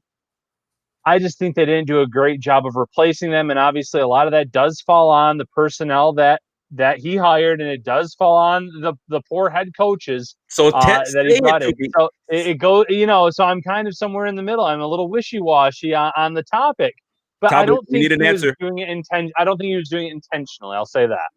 So did he hold them back? Did he hold them back with some of his hires? Absolutely. Okay, he held it back. I think if you look at a couple factors, first of all, I think that sometimes owners don't know where the line is in terms of their involvement. I think one thing you could say about Kim and Terry and their overall regime so far with the Bills is that they realize that they need to put football people in football positions to make football decisions. And I think that if you go back to Ralph, even before the end of it, I'm talking about maybe the early 2000s or late 90s. No, let's say that, 2000, 2010, he was still a little bit too heavily involved. And I think that was one of the biggest problems. Sometimes you got to hire people, enable people, and let them do their job. And I think what happened is the success that they had in the 90s, it gave them a sense of bravado, if you will, or a sense of hubris that it was just that easy. You know what I mean? Like we're going to field the team. We're going to go to a Super Bowl every year. We're going to lose a Super Bowl every year. Sorry. But that's just going to become Come on, Matt. That's just going to become the norm. Like, that's just like, we can do that. We built it before. We'll build it again. And I think whenever you get hubris involved in sports, that's what makes, again, I hate to say it in this kind of setting, but that's what makes the Patriots dynasty so unbelievable, in that from Belichick to Kraft to Brady to all the pieces, hubris has never infiltrated and upended the dynasty. And I think that at some point I think more so than I'm not trying to get out of answering this question, but I would say more so than Ralph held them back, Ralph didn't adapt and allow for continued success, if that makes sense. And it does make sense, which lets me know that you guys feel that he held us back, because when you're out of touch with adapting in this league is ever so changing. But here's the thing that people don't know. Ralph was very much involved in the ins and outs of the operation. It's only late in his career that he said, all right, let me back up a little bit and let you guys run things. Only then we started to see some changes. But Ralph was too, I don't want to use the word arrogant or so, but he was too much like, let me have my hands in this. And that was the problem. Like my man Jay Spence said, we fell into Polian. It wasn't he was recruited or anything. It just happened that he was there and he brought us all the talent. Now, I am in love with how we are progressing right now. I'm looking at the time. I love how we're progressing right now. I think we're doing fantastic. I feel that Big Bean have something special going. And it's just that when I look back at all the times that I could have been proud to say I'm a Buffalo Bills fan, I was always left disappointed because I would say they'd always tell me to shut my ass up and be gone. So, well, let me tell you this. Rico, Jay Spence, nobody's disappointed tonight. You boys brought it. Love the conversation. This was really fun. Before we get out of here, and I'm so bummed that we didn't get a chance to see Jay Spence in his big debut here, but I want you to let everybody know what's coming up, Buffalo Fanatics, and where they can find you guys. Jay Spence, I'll let you take this, man. Hey, man, on Twitter, you can find me at Jay Spence the King. You can find the show at The Conduct Pod. We got some good things coming up. I'm not sure what day my show will actually air every week, but last week it was on Saturday. So I'm guessing this week's episode will be out this Saturday as well. And Rico and I, and also Joe Miller and I have a lot of good things coming up for the rest of the year. So, yeah, come follow me, man. Let's do it. Yes, sir. And you guys can follow me on Twitter at RealRico_BF. I'm all over the place, and I got my YouTube shows on Fridays. So come join your boy, and it's a good time. And yo, Batman, we gotta get together and bring Ryan Talbot with you. Hey, Robin, you gotta come through. My man, thanks so much for coming on, guys. Love your stuff as always. Follow these dudes; they're must follows on Twitter. On all, listen, this is a new multimedia, multi-social media world. They're everywhere. Find them. Thanks, guys. Appreciate it. Take care. All right. We're moving right along here. We're getting into it. I think we got We got two big ones left here. Two big acts left to come. If you're still grinding with us, we're 80 minutes in. Looks like it shows me the stats up here on the top. 66 people are watching live right now. That is so awesome. Thanks for coming in. And then it shows you the thumbs up and the thumbs down. 20 thumbs up, 1 thumb down. What's up with the thumbs down on this one? We're bringing people together. Right. Unity is the big mantra that's ringing in the halls of the United States of America in the last couple of weeks, and I've loved every second of it. And we're just trying to show some unity tonight. Don't thumbs us down. Come on, YouTube, be better than that. Anyway, this has been awesome, man. And that last conversation, it's funny. We talked about it before the show. I'm gonna bring this guy in here. He keeps popping in. I'm gonna say hi to him real quick. Muki, you're at 9:35. What are you doing in here? I know. I'm anxious, man. It's like my anxiety is killing me or something. All right, I'm kicking you out. 15 minutes. We'll see you. Okay, it's like speed dating. We'll see you in 15 minutes. All right. He's just a little early. He's excited. He's excited I like to get it. in the I pod. like the excitement. Next up is Trainwreck Sports. The boys, the maniac, the degenerate one. They can't get in, I don't think, because I didn't email them the link. That could be an issue. Oh my gosh. You're gonna have to talk for a minute because I gotta send them this link. No, it's fine. Going back to that last segment, I think they did a really good job actually swaying me a little bit on that topic in terms of that regime. And, even later on, they brought in Russ Brandon and things like that. It seemed to be a disaster after disaster after disaster. So, in terms of holding back, maybe holding back is the right term because of those hires that Ralph Wilson played a part in making over that time period. I think he was still trying to do the best that he could, but just making some bad decisions. Oh, here they are. Look at these guys. All right, somebody listening to the show on their computer. Oh yeah, I should stop that. Yeah, definitely stop that. So a couple things. I just realized that you asked me to email this to you. I'm sorry. That's okay. We accomplished it against all odds. We accomplished it. And I got a couple points I want to make right now. Mookie, if you ever try and Matt Damon me off the Jimmy Kimmel Show again, I will come for you. And that is a promise. And I just want to say I'm already 1-for-1 betting on the Power Hour, okay? I took the over on Tompsett. I lost that somehow. Somehow Tompsett goes under. Tell me how that happened. But I did win my prop bet on the Rockpile report to be broadcasting from a military bunker. So that's huge. That's huge. You can't hear anything, Al? Can you hear me? Nothing. Take your headphones out. Take your headphones out. All right. So, first of all, intro. Trainwreck Sports, Degenerate Al, Maniac are in the house. Trainwreck tonight. The Wrecking Crew. They got podcast galore over on the network. Follow them. Are you rocking the JA Buffalo Braves? Oh my jersey? gosh, it's the hottest item in Buffalo right now. Besides social justice, moving on. Great jersey. I'm loving it. I can't wait for Sports Jersey Saturday. I had to jump the gun. Nice. Can you hear us now? Oh no. Gosh. Can you read lips? No. Did you not permit it like audio? Did you not give Be Live the permissions? You got to believe in Be Live, Al. Okay. Hit us. We're running up against it here. People are loving the stash too. They're loving the stash. Yeah, I like the stash. We can just look at that. My goodness. So, all right. So hit us with your topic.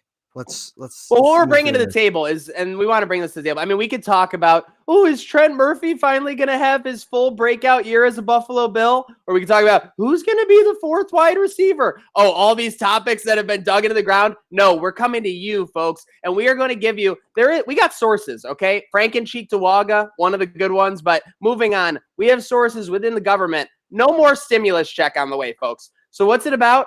It's about getting you that free money. Okay, so let's go. Let's get that. We're gonna start. Al just left. That just sums up our. Yes, get me try box right there. Shout out to the New York Up intern for doing that. We're gonna start off on the first topic. Okay, we're gonna start off on the first topic. We got 6 wagering topics that we want to help you, Joe Q public, out with tonight. Okay, we've got Jets Bills week 1. Now I know what you're saying, Maniac. I already see this at my book. I can bet it, and I gotta hit it right now. So right now the Bills are -6.5 to over under 40.5. Now somehow the NFL schedulers have just been sleeping, guys, because is this the 3rd time in 4 years where we're playing the Jets to start the season?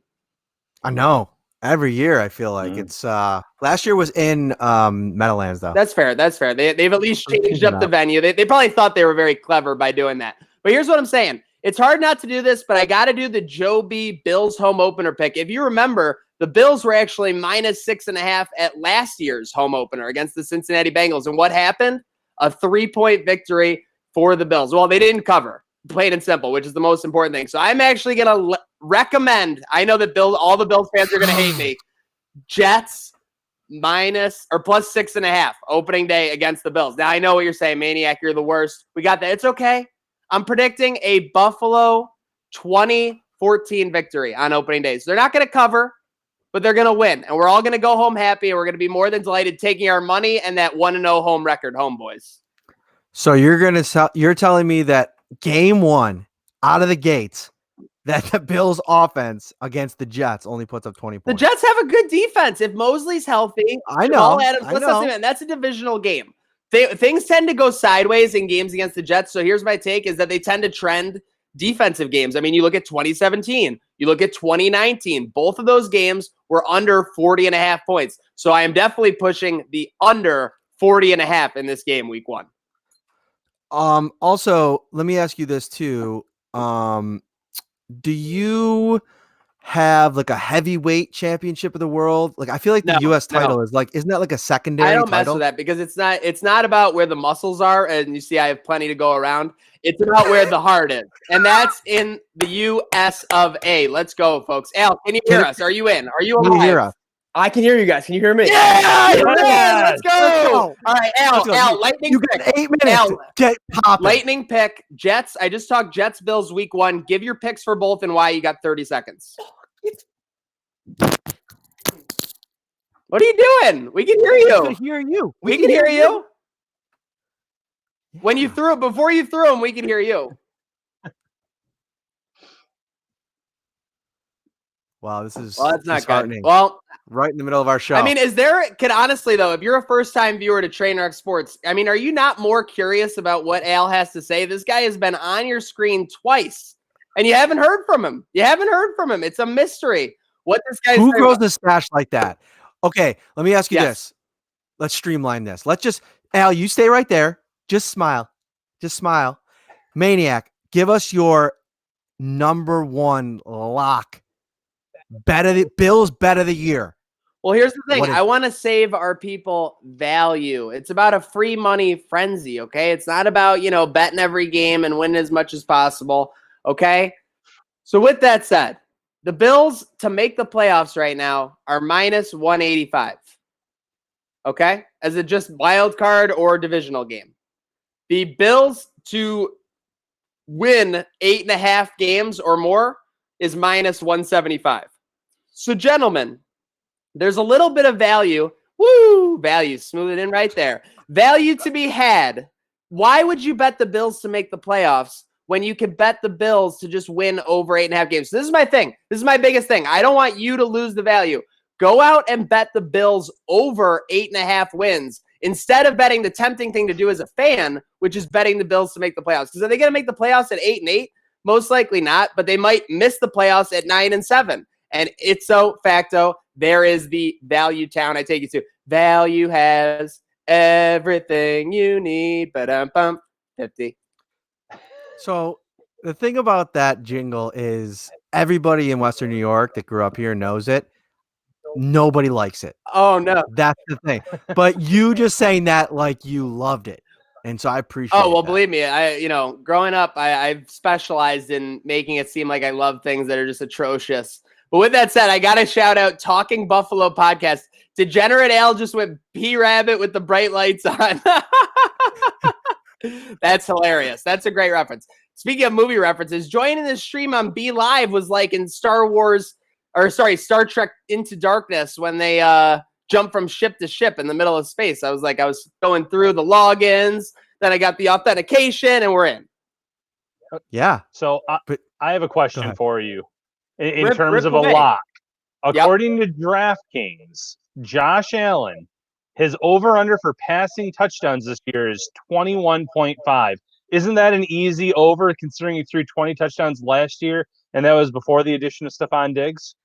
It seems like it is. And I've seen a lot of Josh Allen MVP discussion. And honestly, I believe he has all the tools to do it. I believe he has the repertoire to do it now with Diggs, Beasley, Brown, of course, the running backs as well. Knox, if he develops in the second year, like a lot of people are expecting him to. Here's the thing, though. I feel like Dable and McDermott always tend to lean a little bit conservative with the lead. That's my biggest concern in all of it. Literally, McDermott loves when he can make you play a game in a phone booth. I feel like his dream game was the Pittsburgh Steelers game last year, where he basically just rendered the Pittsburgh Steelers offense inept and don't allow them to do anything and just grind out the game. So just looking back on it, obviously that does seem like an easy over. Oh my gosh, is this B-Rabbit at the end of the movie? Guys, yes, I can hear you guys. Every 15 seconds. All right, don't move. All right, so Al, what do you got? Josh Allen MVP odds 35-1. Thoughts? Oh, I got some serious thoughts, and I'm moving very slowly. So You're good. All right, here we go. So I was looking at these odds. To be in the same comparison, you got Big Ben 40-1, Matty Ice 30-1. But my favorite one, looking at this, Joe Burrow has better odds than Josh Allen to win MVP. 30-1. Baker Mayfield 30-1. Both those quarterbacks have better odds than Josh Allen. That's not surprising to me, though, and I'll obviously let you guys jump in with your input on that because they have the upside factor. They could literally point to it and show, okay, it was Baker Mayfield developing in his third year that took this Browns team to this level. It was Joe Burrow coming to this league-worst Cincinnati Bengals that made them that level. The Bills were already a 10-win team. Like a lot of people have alluded to, Josh Allen is basically going to have to put up 35 to 40 touchdowns to get to that MVP discussion. I think that's why the odds are that way. I think that's fair, but what would Burrow have to really do? I don't think just getting that team to 500, not that I think they're going to be at 500 or a playoff team, but I don't even think even if he has this miraculous season where he gets into the playoffs, is that really enough for him to get the MVP award? I don't think it is in today's NFL. No, and I think the upside is though with Allen. I mean, this is the big year. I mean, they have the best odds that they've ever had to win the Super Bowl and the AFC Championship. So, and obviously the past 15, 20 years. So, I mean, I don't know. I just think it's a little ridiculous that, the number one pick has better odds, that he's got to do a shit ton more than Allen has to do in his first season.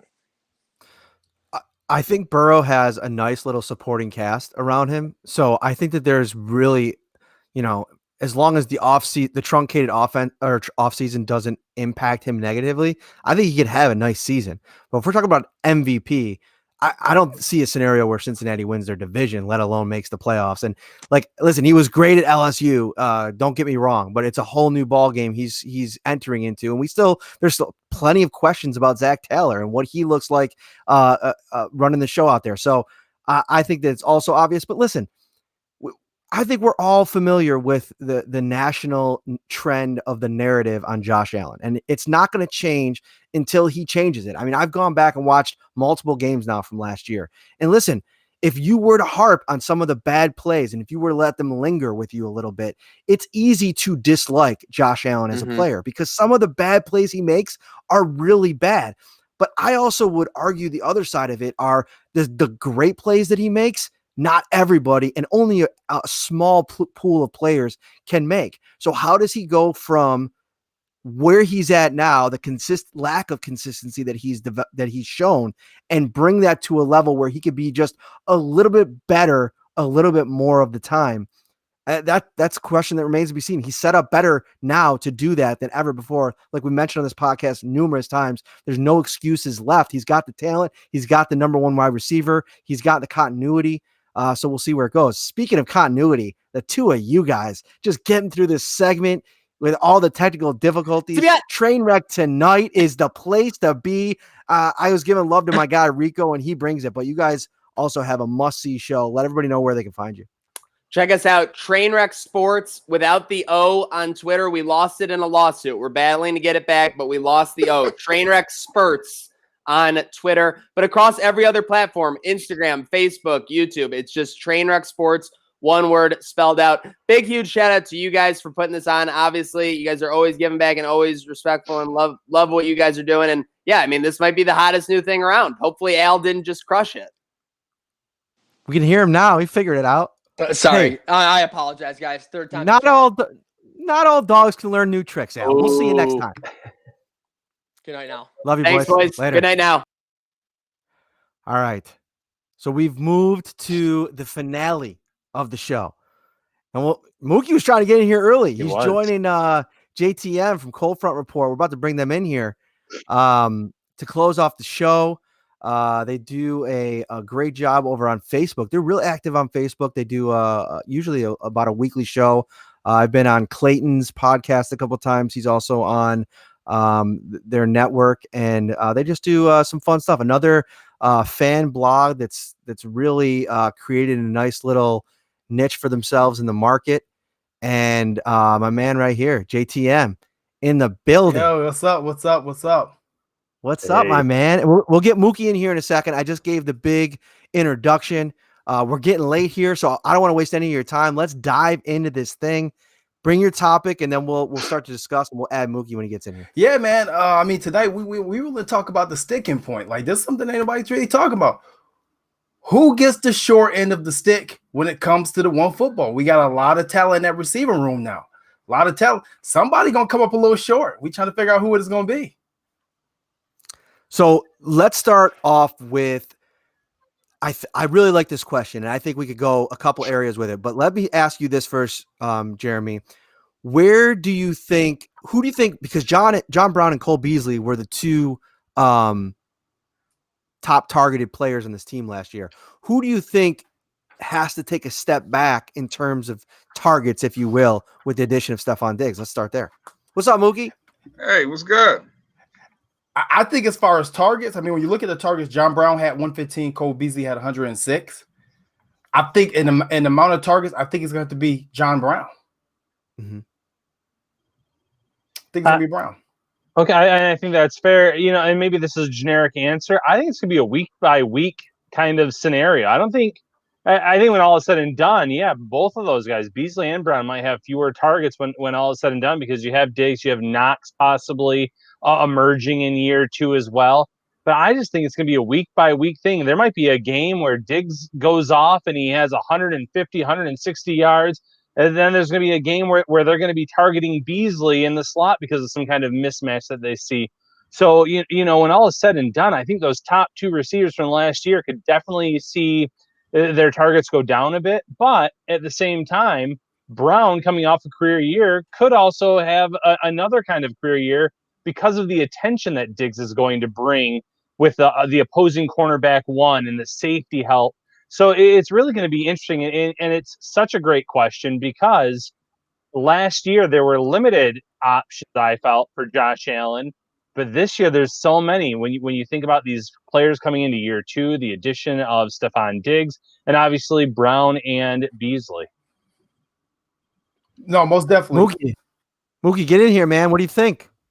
I mean, when you look at, okay, you bringing in Smoke, you bringing in Sauce last year. Both of those guys put up career numbers. Like, you look at Beasley, his best season since 2006, and Smoke's his best year in targets and catches since 2015. So now you bring in a number 1 guy. So do their numbers decrease? Do their targets decrease because you're bringing in a true number 1? When I really thought about it, and then, me and Jeremy was talking about it, earlier, Josh Allen threw for over 460 attempts last year, 20 less than Patrick Mahomes. So I'm going to go out on them. I'm going to say Josh Allen's going to go over 500 in passing attempts next year. And I think everybody has a good shot on targets being up. I think Beasley has a good chance of having 100 targets, as well as Smoke. And I'm quite sure they're going to definitely target Diggs.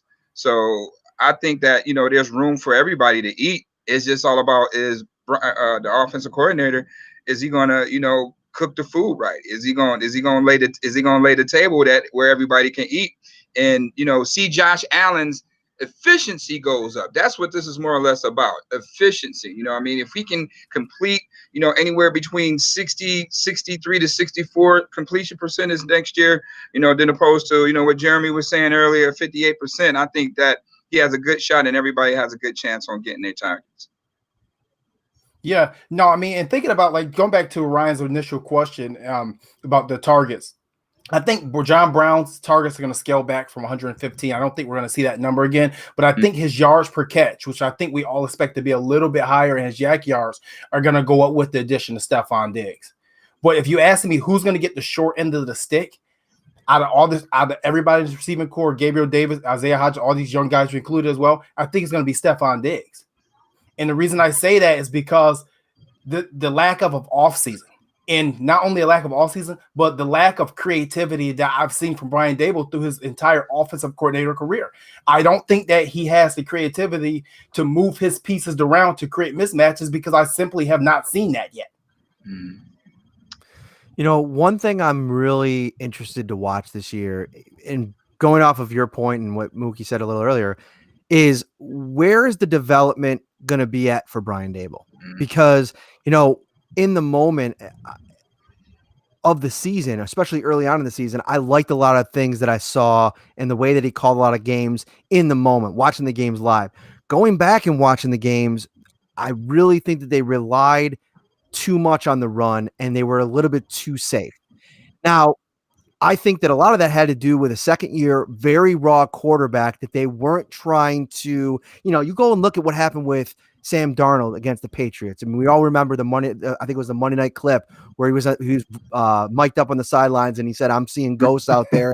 He looked like he was really seeing ghosts. I mean, he looked like he was shook. And I think that that's something that this coaching staff has guarded against at all costs. And by doing that, I think that they've had to employ a safe offense. And it wasn't always safe. And, a lot of those fourth quarter comebacks came when they took the reins off and let Josh be a little bit more, creative, a little bit more, allowed him to do a little bit more. But I think that having Stephon Diggs in the mix he does so many things well. And Jeremy, you said that, it could mean more yards after the catch. It could be more, yards per catch for John Brown. I think those things are going to happen for Diggs because Diggs is a different kind of player. I think that it can happen for Brown in the sense that all of the attention is going to be on Diggs. And if you go back, especially against some of the higher octane cornerbacks that John Brown faced last year, he struggled with the physicality, the inability to separate because of how physical guys played him. Stephon Diggs wants that physicality, and he brings a kind of elusiveness and quickness at the line of scrimmage and his route running that John Brown just doesn't bring. It's just they're different kinds of players like that, and he seeks out the contact, Stephon Diggs, as opposed to John Brown. So I think those traits are going to lend themselves to being Josh Allen's new best friend. And so I think it's going to be tough to get Dawson Knox involved because of how many mouths they have to feed in the receivers room. And now we're talking about maybe, one of the top 2 or 3 top trios of receiver in the NFL. Cole Beasley, go back and watch that Patriots game in New England last year. Look how good Cole Beasley was in that game. He was open a lot more times than the 6 catches that he had and the impact that he put on that game. And I think that could be even more so impactful in 2020. But we'll see. This is such a great question because I think there's so many guys that, depending on the week, like Ryan said, could struggle to get enough looks. And I don't know. This is a weird offense. This is a weird situation because you go back to the playoff game and Duke Williams got 10 targets. So I know Muki was out there like, let's go. But most people were scratching their head. Yeah. I got the chance to watch it. Like you said, I watched that game not from just sitting in front of my TV and watching it is much different.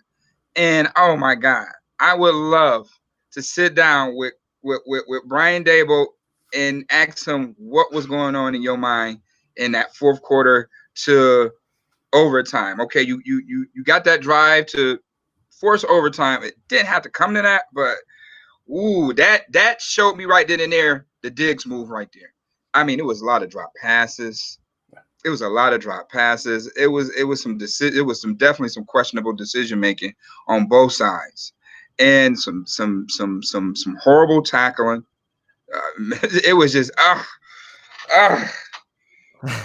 the one thing I'm going to say about Brian Daboll is there's no excuses this year because you guys mentioned maybe a lack of creativity. I think maybe it was a lack of having the correct personnel for that 11 personnel. And when you bring in a guy like Stephon Diggs, well, now you have everything that you need. So there's no excuses this year. But maybe last year it wasn't a lack of creativity. It's just we have Brown, we have Beasley, but we're missing that other piece, that other guy that can really unlock this offense. Now, if Diggs, for whatever reason, is not that piece, then that falls solely on Daboll's shoulders, and I could see that ending poorly for him this season. So I think that's one of the most interesting angles going into this year is now that there's the talent around Josh Allen, can Daboll take that next step for this offense? And in terms of going back to the original question, the targets, maybe it's not Daboll, maybe it's Sean McDermott that likes to play those games tight where, okay, we have a lead, we have a great defense, let's grind it out, let's use that run game, let's depend on our defense. But hopefully year 3 of Josh Allen, that's when the training wheels, so to speak, come off of this offense altogether. Yeah, you know what? And I love that point about Sean McDermott. And I've always compared Sean McDermott's style to Marty Schottenheimer, Marty ball. So I call him McDermott ball now. Run the ball, play tough football, leave the game in defensive hand. But I'm also going to go back to Matt's point about Dawson Knox. See, I think Dawson Knox is going to be the one out of all these guys that are currently on this roster that's going to benefit the most from Stephon Diggs. I almost feel like it's going to be him in a restaurant taking a little entree off everybody else's plate. And I can see this guy. Actually, I can see Dawson Knox getting 60 receptions this year. I think that's what they envision. I think that's what they believed when they drafted him. The one hesitation I have with Dawson and going all in were the drops last year. And where does this hit a point in this season if he continues to struggle with that part of his game where they don't turn over tight end 1 duties to Tyler Kroft, who's still on the roster and has the experience, and let your wide receivers go out there and make plays. So I'm very bullish on Dawson Knox. Let me state that. But at the same time, I also am aware of how tough it can be to kind of eliminate those mistakes from your game. And it's a type of situation, like you go back and watch some of those drops. Like I remember early on, I think it was the Giants game. I can't remember the Giants in Cincinnati, but he had one right over the middle that he just put on the deck. And those are the times of plays that subconsciously or consciously lose the faith of your quarterback. And to Josh's credit and Dawson's credit, they got it back over the course of the season. You go back to that Patriots game and when they made that connection, when the Bills offense was flatlining and they needed a big play, and right before halftime, he throws what at first we thought was a touchdown pass, ended up being down at the 1 yard line, but that was one of the plays of the season. And that was one, that kept them in that game. And they went up in the second half and had New England in place late in the third quarter that maybe the Bills could threaten to win that game. So Dawson Knox needs to take those positive experiences and transfer them over to his second year and eliminate some of those mistakes. I believe he can, but if he doesn't, that's the kind of situation I'm referring to more so, in that I think that you have so many more options that Josh Allen didn't have before. And so I think that's where it can be different. Yeah, I actually remember the drop exactly you're talking about. I think it was the Giants game. He turned his head upfield to look towards the end zone. I think he was trying to figure out the best route to get past those defenders, and he turned his head too soon and dropped it. And you're right, it was right on the money. So, with Knox himself, if he can get the catches under control, yes, the sky is the limit, because most linebackers can't keep up with him. Most defensive backs, he can kind of stiff arm into the ground. So the talent's there. There's no doubt about that. But, you're right. He has to earn that trust throughout the season with his hands. Yeah, and I mean 20%. That's what he had. 20% was his drop percentage last year. That's astounding for an NFL player. But as a rookie, I think I see him benefiting. And one guy I compare him to is Julius Thomas inside the Broncos offense with Decker and Demaryius Thomas when Peyton Manning got there. And this is why I have so much trust in this. Julius Thomas was a mismatch nightmare because you had so many people around him that were talented players. Now, after Denver, I don't even know if he's still in the league, but right now, he got a lot of pieces around him. Boys, you brought it tonight, man. I loved it. I love the topic. This was a fun conversation. Let everybody know, both you guys, where they can find you, what you got cooking, and hopefully we'll do this again soon. Mook, you want to go first, Mook? Yeah, and furthermore, I don't think Coach McDermott basically wants the tight games. He said basically he would love the idea of drinking a Gatorade, eating an orange at the end of the game. So, and with that 20 to 14 against the Jets, we got to score more than 20 points. I don't care if it's a pandemic or not. There's going to be an epidemic if we don't score more than 20 points. But hey, y'all can check me out on Waffle Sports 1080 Sports QTV. That's on Facebook, Twitter, and Instagram. Hey, Matt, Ryan, I appreciate you guys having me on the show, man. Hey, you guys can catch me at JTMCFR on Twitter and on Instagram. You can catch us on the Cold Front Report right here on YouTube under the tag Cold Front Report on Instagram, Facebook, and Twitter. Instagram is actually Cold Front Report _ Bills News. Cold Front Report is already gone. I don't know who took it, but it was gone. But once again, thanks for Matt and Ryan, NY Up, always having us. You guys do a great job. We appreciate it. This was epic. Yes, sir. Indeed. Thanks so much. We're at the end of the road. Have a great night, guys. We'll talk to you soon. Speed dating. That was awesome. So that's gonna do it. I was planning on having a little wrap-up session, but every segment was packed with information, and I think everybody can check this out on all the podcast networks. If you're watching on YouTube, I mean, we stayed over 50 for this whole show, so you guys are awesome out there. I really appreciate you. So for Ryan Talbot, I am Matt Perino. Shout the Buffalo Bills podcast, and we will be back next week with another live show on Wednesday. Have a great night every night.